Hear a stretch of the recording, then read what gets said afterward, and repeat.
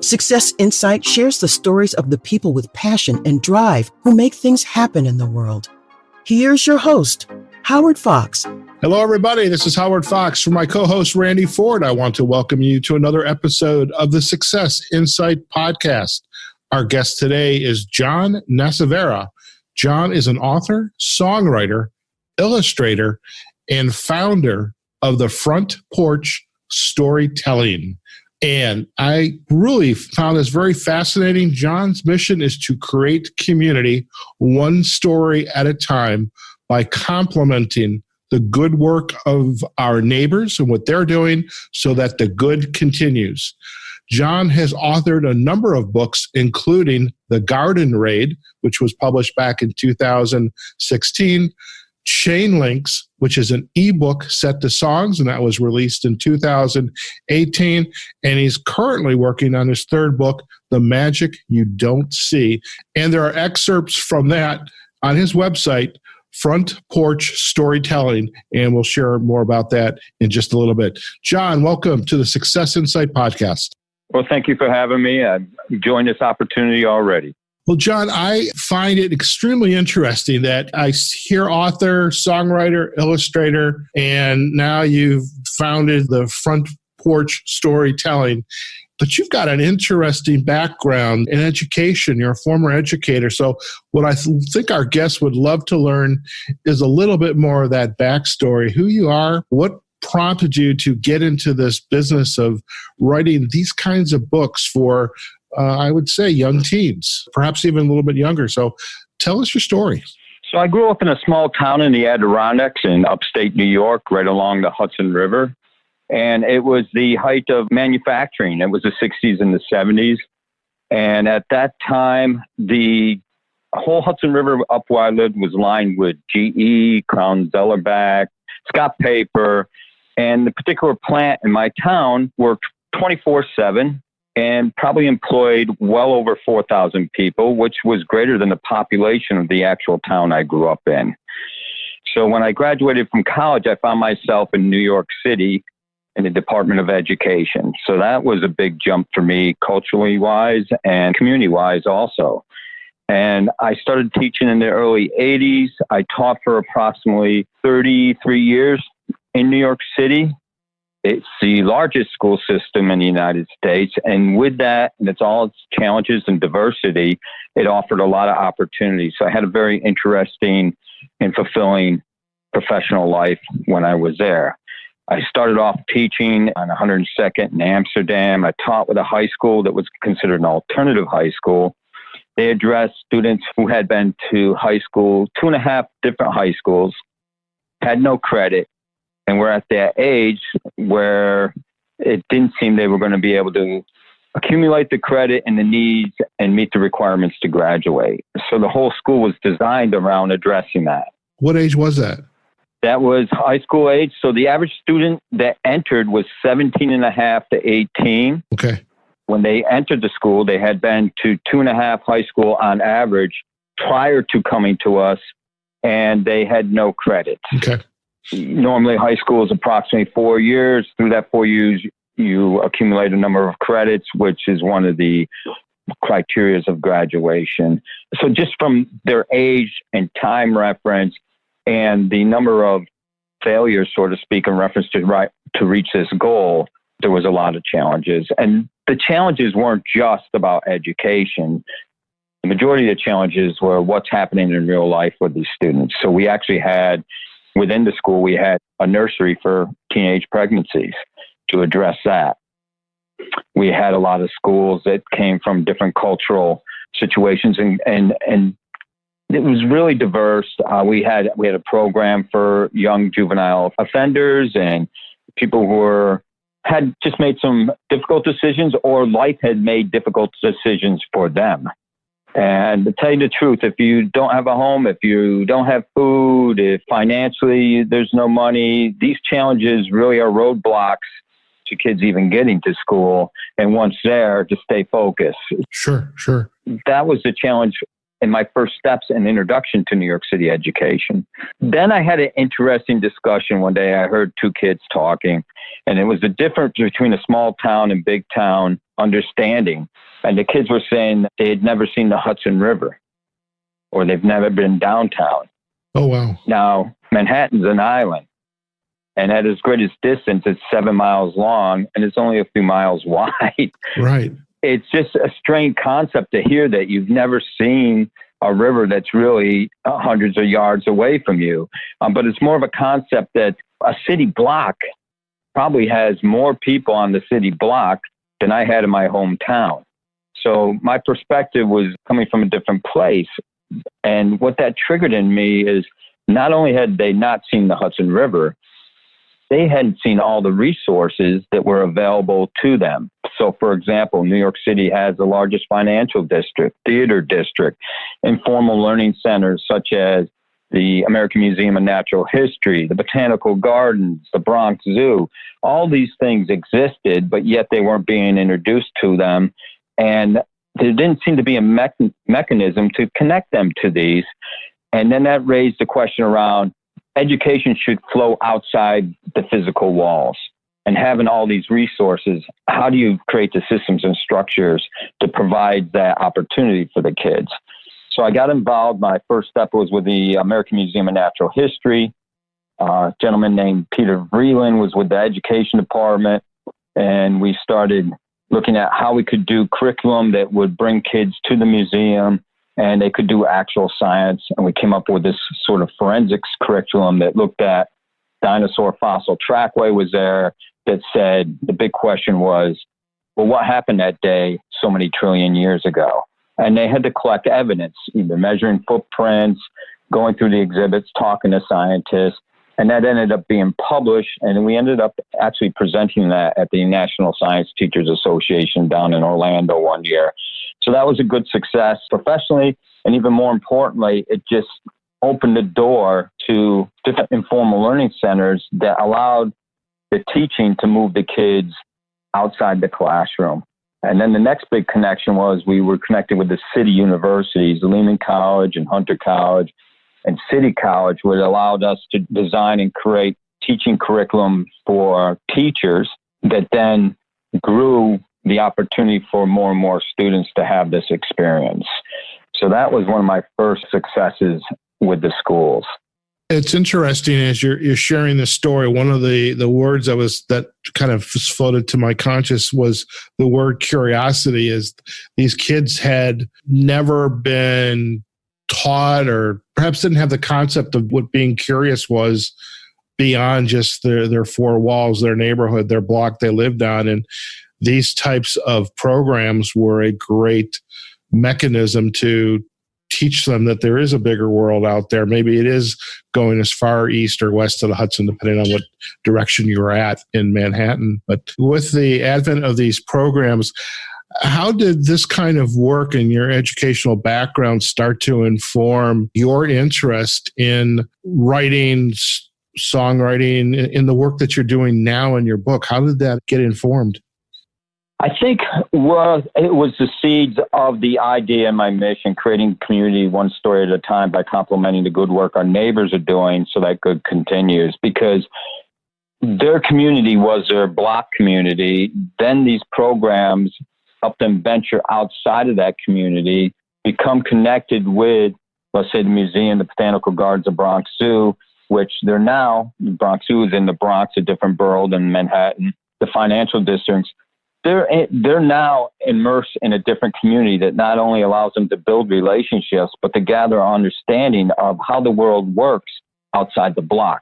There's been a lot of studies to say, and to take the simple thing of how we have dialogues with other, and it's called coding. We speak differently when we're on the block with our friends than we do when we're in church, than when we do when we're on the job, right? Or other locations, other community areas. And if we don't have that ability, it hampers our ability to assimilate into a dialogue, building relationships, and growing. I think the initial seeds come from that whole idea of, hey, the world sometimes for us, we see the world through our own perspective. And if we can expand that perspective and have relationships and have experiences in different communities, then that will help the good work that is being done at these other communities, and it also helps the people from the block, so to speak. That goes back to my roots in my hometown. And that's what made the connection to the book writing.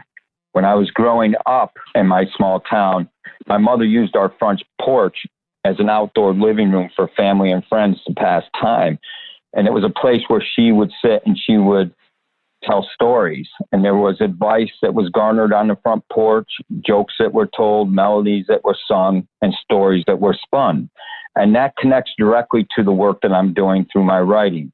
And through her storytelling, she told tales that taught us about cultural ideals of family, friends, and community, right? And I try to carry those lessons she taught me in my approach to writing.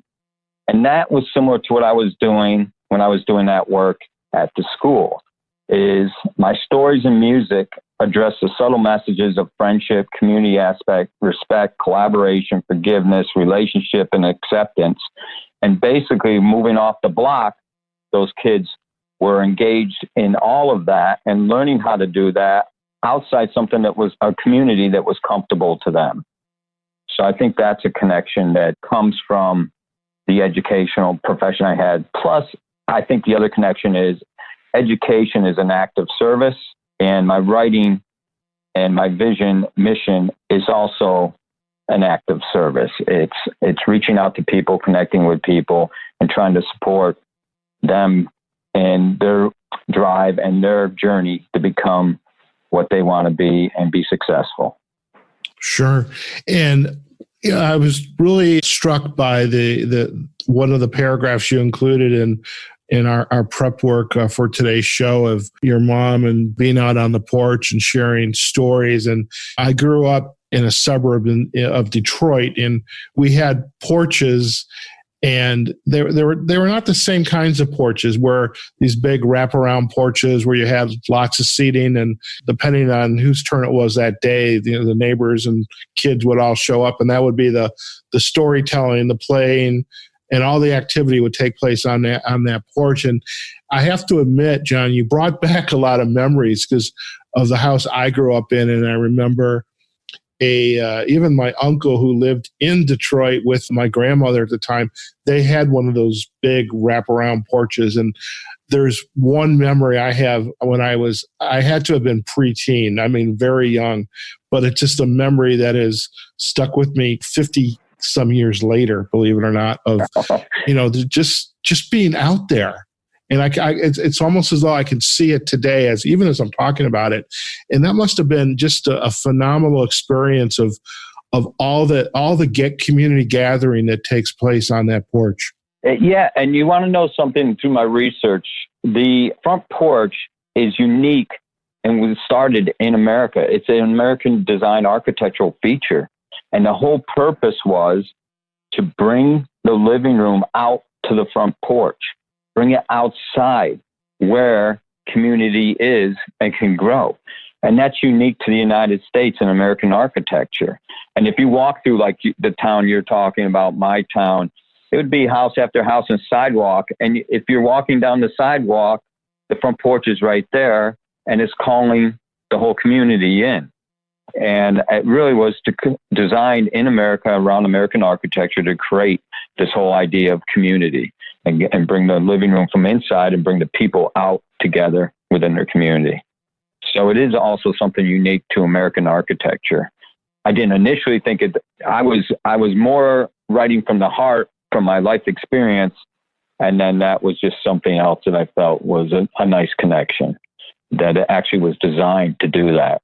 See, that's interesting. I never knew that as well. And I'm actually curious, even within the confines of Manhattan or the boroughs of New York, Manhattan going up into the Bronx, and those homes, and I'm not that familiar with the architecture, the neighborhood architecture, but I imagine there were stoops or steps that people, even in Manhattan, even in New York, would hang out on, in the early evening hours or morning hours, where neighbors would still gather together in their own way. It wasn't the same as the porch where you grew up in upstate New York, but they still had their porches as well. And I think that's enlightening too. Yeah, I absolutely agree with you. That's the way it is. There's a stoop. And if you really think about it, for me, it was my front porch. And for the kids I was working with, it's the stoop in their block.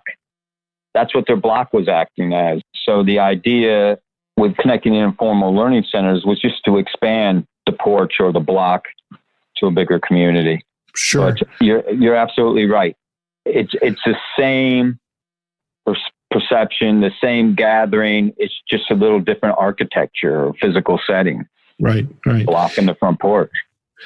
Now, you spent 30 some years within the education system in New York. And then did you have in mind, I mean, your first book, the Garden Raid, published in 2016, had you been working on that, or did you retire and say, okay, it's time to write? Here's the books I've been thinking about writing. How did that first book come about? I don't know if this is true for everyone, but for me, I had a very enjoyable profession. I had a career that was 30 some odd years. I had a lot of opportunities. I even had the opportunity where I designed and created and opened a brand new public high school, which is probably something every teacher dreams of doing. But I reached a point where I started feeling that maybe I need to evolve into something else, that maybe this career is reaching its end. I even started physically feeling it. So the last few years, the question was, well, where do I go from here? Who am I? What will I be? And I've always had a desire to work with young people. And I always had this desire around, since I was a young kid even, illustrating children's books and books. And that's where the first initial feeling towards writing a book and illustrating came from. So my last year, I would say, as I was retiring, I was playing around with, well, what do I want to say? I don't really want to write to a market. So if you looked at the market now, you might find that fantasy and some other areas are what's hot and selling. Yes. I felt more like, just like in my profession as an educator, that I had something important to share with people that could help them. And that's where the front porch and those experiences of the stories that my mother told me, and actually the Garden Raid and Chain Links Were Better Together, the setting is actually the town I grew up in. It's a fictional book. And I have another book coming out in the spring that I did not mention, which is called 4th and 4. Again, and it's all, even though the setting's set there, it's really around the stories my mother told me and the subtle messages. How do I share those messages with other young people? Because it meant a lot to me, and it actually sculptured and changed and made who I was. Excellent. Now, the unique thing was, from there was, once I started getting the Garden Raid down on paper, it kept coming back to me as, well, why am I doing this? What is really the mission behind that? And that's when creating community one story at a time evolved from. And the real quest that I have is, how can the words on the page, how can the story jump off the page and become an active agent to create community? Not just through the story itself and whatever subtle messages, but how can the work actually create community? And that's really the enjoyment that I've been having in actually putting out the Garden Raid and then moving towards Chain Links Were Better Together. My first book opening, my book launch, I didn't want to do an author's read. I didn't want to do something similar like that. I wanted to involve the community. So I actually did a book launch back in my hometown where my old front porch was. And there were a number of members from the community who were doing a lot of good work around creating community. One was Jonathan Newell, who has done so much great work around creating community through music and the arts. So I joined him. He jumped on board with this book launch. There was some photographers and galleries who had images from the setting, the town, and we got involved with the school system that I used to go with. So I actually did a book launch where it was a combination of music being sung by local artists, then the students from the 4th and 5th, 6th grade came in and did a short book reading play from a section of the Garden Raid. And there was a lot of visuals from local artists that talked to the town and the story. And then I spoke for a little bit. So it actually was a community launch. That is fantastic. And I thought you were going to say you went from porch to porch and everybody, maybe had a little specialty to deliver at on one porch and you went down the street to the next porch. But in any case, I love the fact that you have included the community in this work. And I've been to enough book launches and book signings, and somehow they look alike, sound alike, feel alike after a while. But I mean, to include the entire community, that's something entirely different.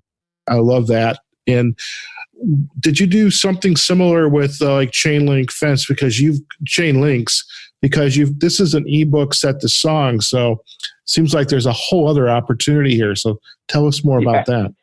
It's so funny, isn't it? It's the work we do reveals so many different avenues to take.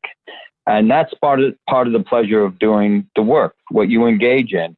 The other part is the word community, coming together with others, because I always ask this question of myself. I've been doing it since I was young. What if, right? What if I didn't do the average book signing, read and signing? What if I included the community? And then you start speaking to the people and they add what if we did this with it? What if we did this with it? So with chain links, one interesting story with that is, through its development, was I was with a friend who I taught with, and it's Albert Bouchard. He happens to be the drummer for Blue Oyster Cult, a big rock band back in the 80s. I remember that. 70s, 80s, I should say. And I said, hey, Albert, I really would like to do a book trailer, and I was thinking some music. Do you want to collaborate? Can we figure out something? I was in his New York City apartment, and he's got an apartment that's like a sound room, recording room. It's unbelievable. And another friend, David Hirschberg, who was a teacher and bass player, and we're playing, and we started this whole, what if we do this? What if we do that? And it came to, what if the whole book was set to song? What if a person could pick up this book and have the chapters introduced to them through song? And that just kept growing. And the nice connections to that from an educational standpoint is so many of our young people have difficulty gaining entrance to the story through written text. But if they could hear it from a different modality, such as music, or see it through illustrations, that complements the story and gives them greater access to the written word. From the educational aspect, I was going like, this is going to help so many kids get engaged with the story. From the creative aspect, it just blew up. It blew up because from that room of Albert and Dave and I, it ended up when we were close to 15 different musicians ended up participating from New York City all the way up into the Adirondacks. And the community grew. And it was a matter of creating systems and structures, how this come together. But the end result is that ebook, the reader can pick it up, and because of technology, you can press a button, the lyrics introduced, you have the written lyrics in front of you, the song plays. You can also, through the hyperlinks in it, just press the artist's name, and you can engage with the artist from wherever they are through their social media and websites and things of that nature. So the actual physical book grew in many ways off the pages. You can now, right from the electronic pages, access music, illustrations, and the artists and the people that are performing. Also, that's absolutely wonderful. Well, the other wonderful thing I really enjoyed is that the music, 12 of the artists are from the town, the setting of the book. It was most of the songs were recorded in a studio in that area. So now all these artists are coming together. Their community is growing. People are becoming aware of them. It just really has been blossoming into like the work revealing the new avenues to create community. The other unique thing with Chain Links for Better Together is when I had the manuscript, I went into the intermediate school where I grew up. And I had worked out with the superintendent and the principal. I said, wouldn't it be nice to bring in a manuscript and the kids could engage with the work as it's being done and see how that affects literacy. And the 24 chapters were actually named by the 4th, 5th, and 6th graders of that intermediate school. So when you open up that book, that's truly a community book. Yeah, their influence is now stamped on the written words in the book. And then one or two of the songs, I would go in and say, here's a song I'm working on, and the artist might come in with me. And the kids had an opportunity to be reflective, and they put their fingerprint on a couple of the songs. And one of those songs is Feeling So Cool. So it's just been very unique, surprising. The avenues are revealed as I'm working and through the relationships, which brings me to, I was doing this other project and there's this 3-letter word, joy. It's so powerful, but yet 3 letters. And I started doing some research. Well, what's joy really mean? Because it's not happiness. It's much more than that. And the 4-letter word, love, is so powerful. It's so open-ending. And part of the research I found at Yale University, there was a research project, the theology of joy and the good life. And what it was basically, there was so many interviews done with people who were experts in their field, whether it was economics, mathematics, religion, philosophy, theater, musicians. And as I went through the dialogue, there seemed to be 5 specific things that just kept repeating itself and coming off and out of their words. And it sort of defined joy for me, and it helps shape the work that I do. And I think it could help people in the work they do with other people. The first thing was connects. Joy connects by engaging in the needs of the community. The second thing, builds relationships, forms and nurtures social groups to support and advance a healthy community. The third was purpose, helping people use their strengths to create innovative and sustainable solutions and deepen their self-purpose and their sense of purpose. The fourth was service, acting and cultivating acts of service to humanity. And the fifth one I thought we don't do enough is gratitude and celebration, expressing and nourishing the accomplishments of the work and giving back so the good continues. So now I try to use those 5 things to guide and to open doors for me in trying to achieve how does the story jump off the pages and become an act of creating community. It dawns on me too is that the importance of this work and your definitions of joy, connects, relationships, purpose, service, gratitude, celebration. That it resonates because we talk, there's a lot of talk about that in the adult development, the adult leadership realm, management realm. What I find is the ironic is Chain Links for Better Together, and then the new books that are out there is that, if we start to embrace these concepts and nurture these concepts in our young children today, we're going to be much better, I think, when we become adults. I suspect there's some truth to that.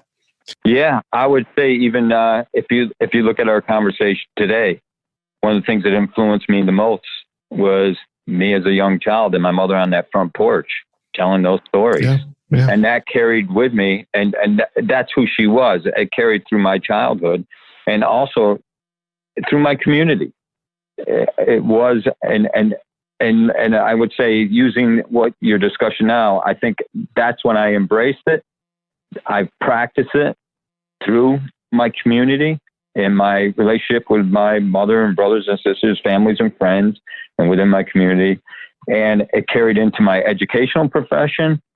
And I see it walking right through this new journey I have in reference to writing and illustrating and songwriting, because I've never written a book before and I've never written a song before. And I'm not a trained artist either. I think you're starting a movement. I think this classifies as starting a movement, and it's a pretty darn good movement. John, in the time we have together, I want you to share the best ways for our listeners to get to learn more about you and your work. But I am curious about one thing. In the 30-some years as an educator, now as an accomplished author, and getting involved in the illustrations and the songwriting, have there been any communications from people that have known you throughout the years, say outside of your immediate family and friends, that have come across this work that you've done, know about you from your prior life? And I'm curious if they exist, if they're there, and what has been their reaction to the work that you're doing?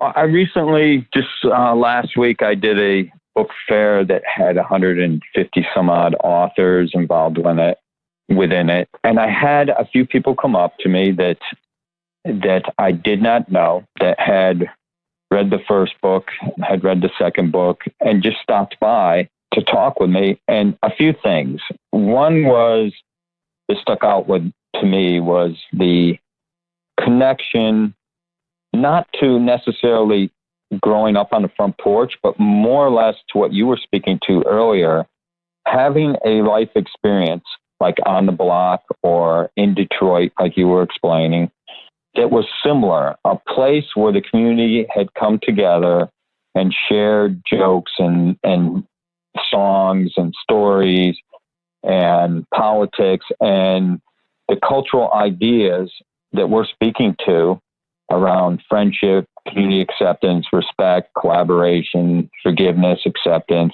were taught to them. And when they read or heard the songs, they were brought back to that moment. And it just sort of surfaced to them that, well, this part of me it came from someplace similar that the story is speaking to. And there was a lot of commonalities in reference to how they were, what they did as a profession or had completed as a profession that were similar, that were influenced by their life experiences that were similar around the front porch. So I thought that was one unique situation. The other thing was, which I find constantly happens, is in the work, I constantly are being introduced to people who sort of grasp the idea or had threads of it running through their DNA about this act of coming together as a community, more of a global community, and the ideals that subtle ideals that the stories share, and how they have been active participants in their life, and possibly some new ideas of how they were going to use different mediums, not necessarily music per se or book writing, but acts of joy, making connections, building relationships around a specific purpose, actually getting engaged in the work through service and celebration. So I hear the undertones of that word joy in the work that they're doing, and that famous question I like to ask myself, what if? Where they are starting to look at things similar to what I did, in that I never wrote a book, I never wrote a song, I don't sing.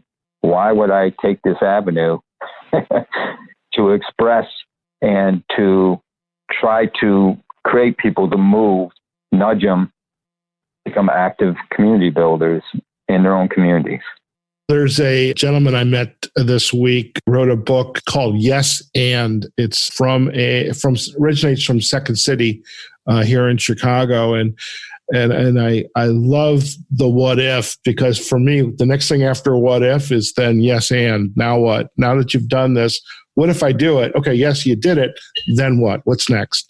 And I love that. And John, if our listeners would like to learn more about you and your work, where's the best place for them to go? I would say go right to the front porch. My website is frontporchstorytelling.com. you go there, you'll find a lot more about myself, the work I'm doing. It's constantly being updated, new books coming out, music. It'll give you access to it. If you just want to listen to music, you can find the music either by my name, John W. Nassivera, or by the title Chain Links Were Better Together on Spotify, Pandora. If you're into streaming, if you want to download, you can go to iTunes or Amazon Music. It's all accessible there. I'm also on Pinterest with some of my artwork. So those people that are there, there's several avenues right there. And if you want Goodreads, if you're a reader, Goodreads is the place to go just to find a little more about me. Excellent. Well, you are definitely prolific on the social sites, and I admire that. And because I've been, since you and I met a couple of weeks ago to plan this podcast, and I've certainly have seen your postings probably on LinkedIn, but and peruse the website as well. And so, John, thank you so much for taking time out of your day to discuss this wonderful work. And I am really looking forward to staying in touch and being an observer on this journey with you. Thank you. Well, thank you for this opportunity. I've enjoyed your shows, and to tell you the truth, just this introduction of us and coming together and taking a look at who you're speaking to and what they're saying has been very powerful to me. It's pretty amazing the power of one. One person has so many gifts to share, and I thank you for creating that avenue where they can get out and share it. Thank you so much. There you have it, folks. We have been chatting with John Nassivera, author, songwriter, illustrator, and founder of Front Porch Storytelling. John's mission has been to create community one story at a time by complementing the good work of our neighbors, what they're doing, so that the good continues. And we're going to provide links back to his website, Front Porch Storytelling, as well as his social links, and including the Amazon book page, so you can learn more about this work and pick yourself up a copy of Chain Links, We Work Better Together. So folks, wherever you are, whatever you're doing, go out there, have a phenomenal day, and we'll see you on the next episode of the Success Insight Podcast. Take care now. Success Insight is a production of Fox Coaching and First Story Strategies. Find us online, successinsightpodcast.com.